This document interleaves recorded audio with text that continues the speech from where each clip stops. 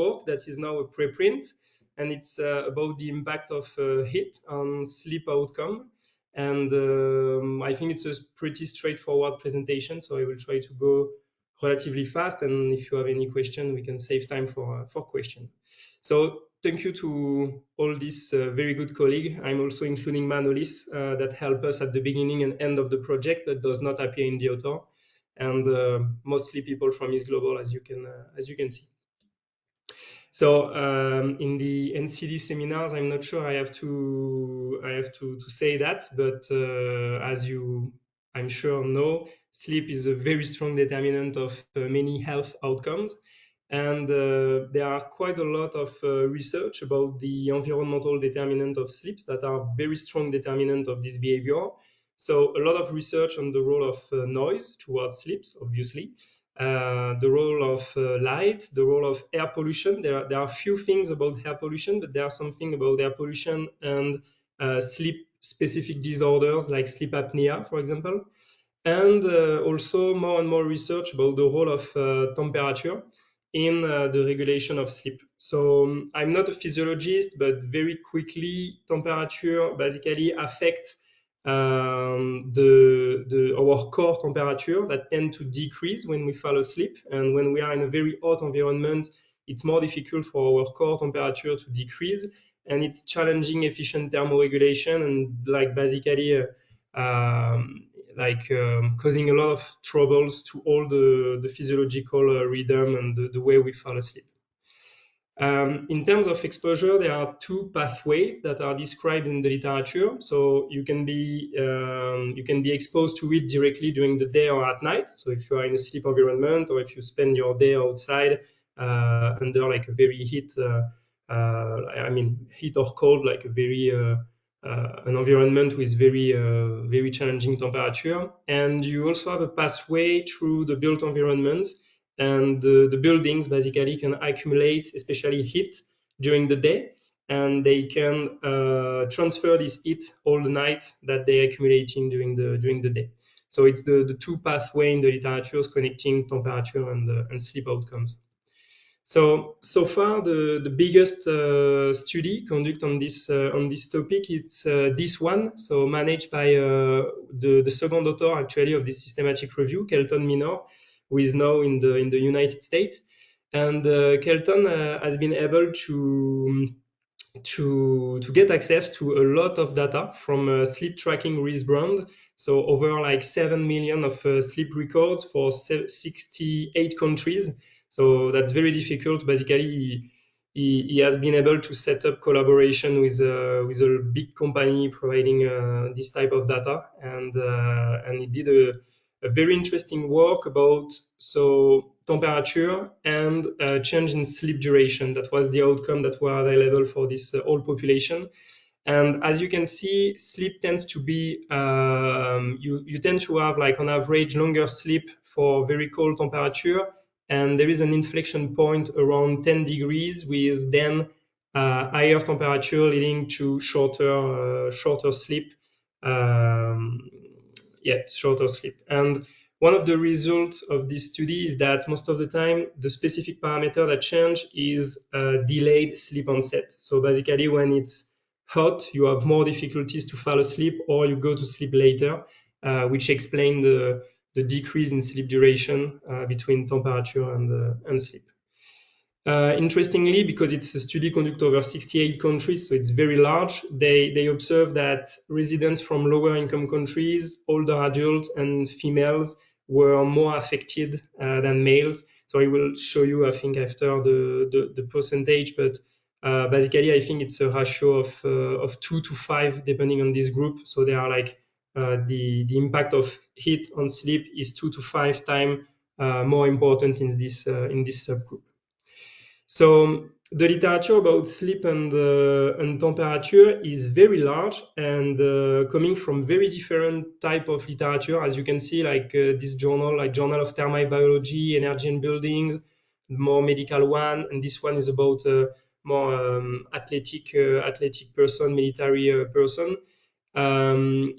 And So there were a lot of different reviews out there, but they were very specific, either focus on the physiological parameter of sleep, but that does not directly translate the way we sleep in the daily life. So outcome like sleep duration, sleep quality, things that are more related to us. They were this systematic review using this type of outcome, but only 8 studies were included about temperature, heat, and sleep. So we thought that it might not be complete. And then these two other work were also very specific. So they were room basically for a systematic review. And I don't know if it happened to you sometime, but this project for me, it's not the first time. I really work on a paper that I would have been happy to read before working on this paper. So I don't know if it makes sense or not, but it's exactly the paper I would have liked to to have in my bibliography before, and that was the objective. So on the methodological aspect, we include basically what we could call objective measure of sleep and temperature. So in the sleep outcome, most of the time it's measured with questionnaire. It's what we call subjective sleep. You have also a lot of accelerometer-based actigraphy and commercial grade activity monitors. So the distinction is between, for example, a Fitbit is a commercial grade activity monitors, while if some of you have experience with the GT3X, which is a very well-known accelerometer-based actigraphy. It's two different type of accelerometers. And we also include study with specific sleep sensors, so some stuff that you can put below your mattress, for example. And we also include study using outcomes derived from polysomnographies. In terms of the measurement of temperature, we stick to objective records, most of the time measured through weather station or indoor temperature sensors. So here, basically, for the first category of sleep, we excluded a part of the literature which focused on hypnotics, the prescription of specific medication for sleep. There is an interesting literature here, but sometimes this medication is not prescribed for sleep issue, but for mental health issue. So we thought it would be clearer to remove this outcome. And we also remove a part of the literature focusing on season, so the effect of season on sleep, but without measuring temperature. And we focus also on paper from a real life context because, as I showed you before, for example, these two reviews, they include a lot of very experimental papers. For example, using measurement of the core temperature using like rectal temperature measurement, and we thought that it might be a bit far from from a real life context, and that might be a bit disturbing for sleep. So we really focus on real life context outside experimental study manipulating temperature or including very invasive measurement.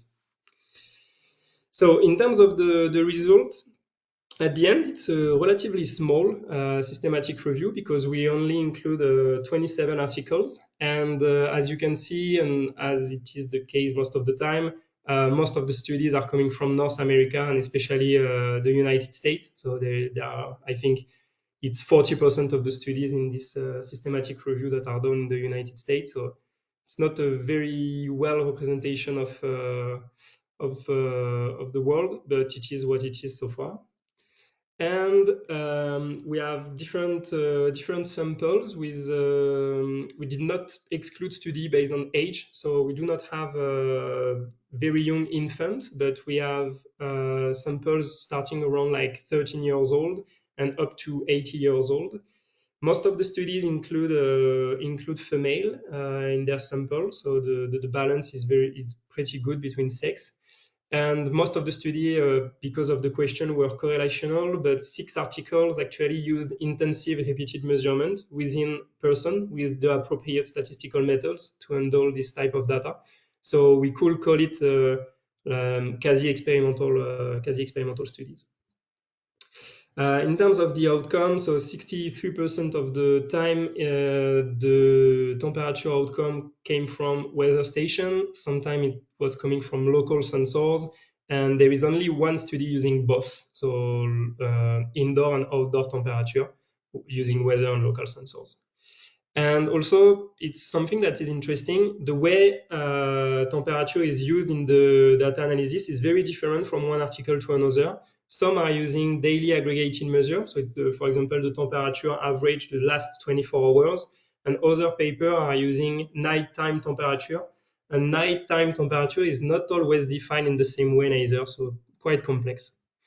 And for sleep, so the most measures come from self-report questionnaire. Then we have commercial activity monitors, polysomnography, research grade accelerometers, and other sensors. As I told you, like some specific sensors that you can put under your mattress or things like that. And the outcomes are pretty various. So sleep duration, quality, perception of insufficient sleep, and sleep stages, episode of sleep apnea for the polysomnography, like a lot of different things. Here you have a picture that we developed just to show you two things. So on the picture, on the upper part of the picture, you can see the temperature range. And as you can see, most of the studies focus on heat actually, and not on cold temperature. So most of the evidence come from studies that are including temperature, around 20 degrees. So it's because most of the studies, not most, but a lot of studies are conducted in summer month and not all year long. And here it's what I was telling you when I show you the map of the included studies. Here you have the global population. And as you can see, there are almost no, here you have the latitude, sorry. And here you have like the latitude covered by the different studies. And if you remove the study by minor, the first one I present you over like 68 countries, you can see that there are almost like no evidence for the latitude tropics, or especially in Africa or South Asia, while it's home of approximately 40% of the world population, so also a limitation. The results are pretty complex. In the paper, we have two tables. We have a relatively exhaustive table, which is the one on the right, and we have like a summary table on the left. So I will try to give you an insight of all the different results, but it's quite long, so I filtered a bit what I wanted to tell you. So basically, 80% of the article explicitly conclude that higher temperature were associated with poorer sleep outcome. So it's pretty consensual. The article that did not conclude for that, so there are some debate about sleep apnea. So there are like some papers saying that higher temperature is worsening sleep apnea, while other articles are saying that higher temperature is decreasing sleep apnea. And you have other articles that are just not explicitly concluding about the effect of temperature on sleep because they were focused on other outcomes. So for example, we include articles that were presenting data about temperature and sleep, but focusing on air pollution. So they do not explicitly conclude in the paper about this. And in terms of effect size, you have a bit of everything in this systematic review. And it's going from, for example, a decrease of 0.2 minutes of sleep per 1 degree increase to up to 5 minutes of shorter sleep for 1 degree increase in a study in the elderly. So a lot of different effect size also, but it's difficult to compare because the studies are using very different statistical models. And it's also why we did not use meta-analysis, because like it was really, really different from one study to another. A key message also is that the methodological quality is pretty low. So here, don't try to look at each of the columns, but basically each row is an article, it's a study, and each column is a criteria for quality. And when it's green, it means that the study is meeting the criteria, and when it's not green, it's not meeting the criteria. So as you can see, overall, the methodological quality is very low. So for example, here, the criteria was using indoor and outdoor temperature measured and analyzed simultaneously in the paper, and there is only one paper doing this. Some results that are important to understand like the overall pattern of results. So I told you when it's getting hit, we have like poorer sleep. Not a big news. We knew that, I think, but now it's also pretty clear that the negative impact of ambient temperature and sleep is more pronounced in the hottest months of the year. So the relationships is stronger for the analyses that are done season by season. So it's stronger in summer. The association between season and sleep appear to be driven by temperature. So we have some articles testing in their model to include both season and temperature, and most of the time the variance explained by season decrease when you include temperature in the model. it's not very clear in the literature. There are relatively few studies that control or test interaction with other weather indicators like precipitation, wind speed, cloud coverage, humidity. But for most of the studies that are including these other indicators, it seems that temperature is independently associated to sleep when we control for this different indicator. But there is also an interaction with humidity, with high level of humidity increasing the negative association between temperature and sleep. But very few articles try this question. In terms of the functional forms, most studies assumed a linear response, but some studies test nonlinear relationships, and you have different type of things. So, for example, here it's an article about WASO. It's wake after sleep onset, and you can see that it's a U shape, and inverse U shape for sleep efficiency and temperature. And I already show you this graph showing like a steeper decline after a specific threshold is reached, and you have other association like this. So basically a really relatively linear increase, and then you reach a threshold and there is a steep decline. In terms of outdoor and indoor temperature, only one study tested the contribution of outdoor and indoor temperature simultaneously in the model. And it's interesting because when they include both in the model, only indoor temperature was associated to sleep and not outdoor temperature anymore. So I think it's an interesting result, and it's quite sad to see that only one study is reporting that. Obviously, when we prepare this paper, we were also interested in the more like solution side. And in terms of adaptation, there are interesting things in the literature that appear. So there are a lot of studies, not a lot, but several studies showing that air conditioning is not, is most of the time is not an option to adapt to it in the study. And the participants prefer to open the windows or use fans. And it seems also that when air conditioning is controlled for, there is still an effect of temperature on sleep. So it's not buffering the impact of temperature on sleep. There is one study that interestingly report that in older adults, when it's getting hot, they do not change their behavior to cope with the heat. So it seems that a lot of people might miss some adaptative behavioral strategies. It's interesting to note. And there is also the study Kelton, the big study I show you, like, including 68 countries.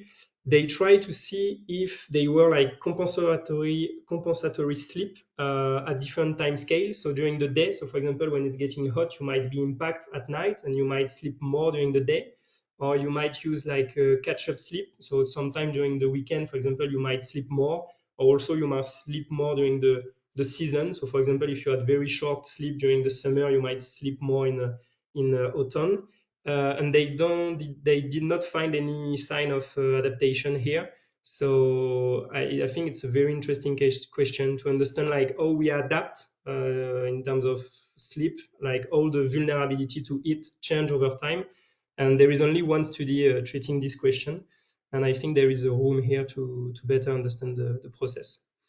Also, quickly, there were two studies using scenario-based type of projection, so using like climate change scenarios, RCP 4.5 and 8.5 here, and basically both are showing that with increased temperature over the century, we should expect more and more nights with insufficient sleep in the future. And most of the time, these estimations are even more important for people from lower income countries, older adults, and women, again, by these factors that are presented here. So in terms of discussion, daily mean or nighttime temperature are negatively associated with various sleep outcomes. The literature is pretty consensual on it. The negative effect is stronger in the warmest months of the year among vulnerable population and in the warmest area of the world. So it means also that there is no adaptation from the folks from low and middle income countries or people living in hot environment.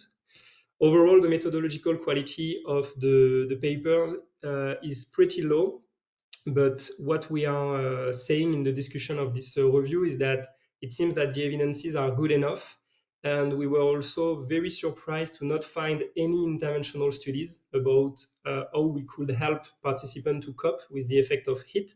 So here again, there are a lot of work that could be done to observe like the effect of individual or structural strategies to help people like safeguarding a good sleep, especially in hot environment.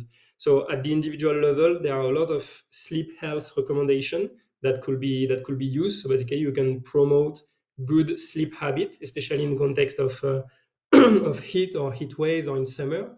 And there will be also interesting studies to conduct related to building insulation. So testing, for example, the impact of re-insulating a building on sleep, especially in summer. And we could also combine both type of intervention.